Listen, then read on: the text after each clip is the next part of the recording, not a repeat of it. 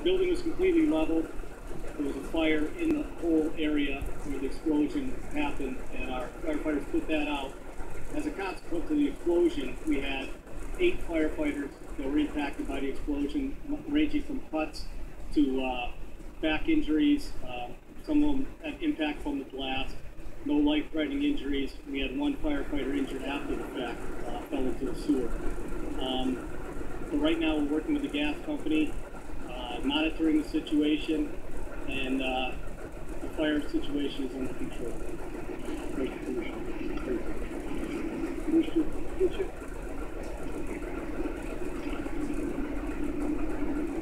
We had 2 police officers that were injured. They're being treated at the hospital right now. Their condition is not believed to be life-threatening. They're continuing treatment at the hospital at this time.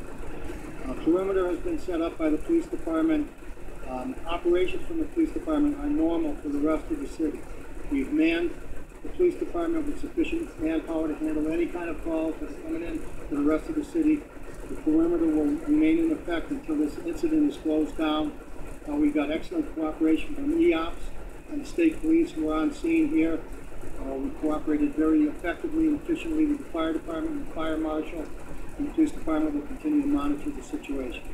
Thank you. Commissioner Desolette, my building commissioner Steve Desolette, on the structure situation. Commissioner. Thank you, Mayor. Evaluating the area, we've done just a quick rapid evaluating of the area to take a look at how many buildings were damaged. We don't have an exact count yet, but obviously some of the buildings that were right in the vicinity are pretty heavily damaged.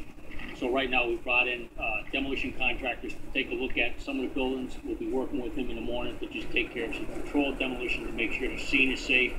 The building that was involved in the gas explosion was completely leveled. Basically, we have just a large hole in the ground. A large debris field scattered over basically a couple of city blocks in all directions. So we'll be working to clean that up. First thing in the morning, we'll be putting together 5 teams, inspection teams. That's going to involve building, plumbing, electrical, or housing inspectors.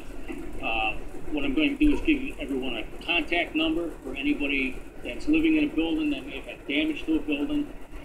We may have some situations where the gas may be shut off to some buildings, so some tenants may be losing heat. The phone number to contact for the housing division is 787-6031 or 787-6032. We'll have somebody manning the phones by 7 o'clock tomorrow morning. And as I say, there should be 5 inspection teams that should be hitting the ground running tomorrow to take a rapid evaluation of the buildings and assessment from there. Thank you.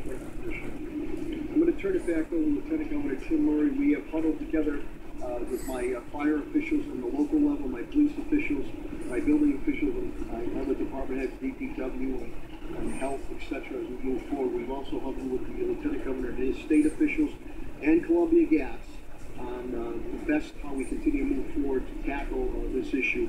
And I'll turn it back over to Lieutenant Governor Tim Murray, who will have the state officials speak, and then we will have a representative from Columbia Gas who will speak to assess the situation. Lieutenant Governor? We've got the Undersecretary of Public Safety and the Director of MEMA team, Kurt Schwartz, who's here. Is one of the first calls that I made upon coming upon the scene with the mayor.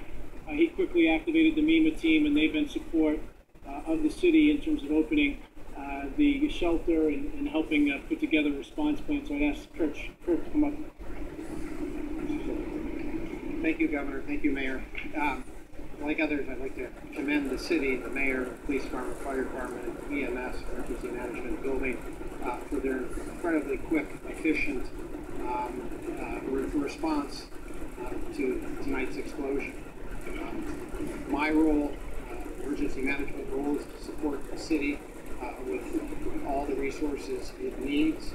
As you've heard, we have a number of state agencies that have responded in support. We'll continue to support the city through this first response period with priorities to supporting life safety issues, priorities to supporting the city with sheltering and emergency housing needs.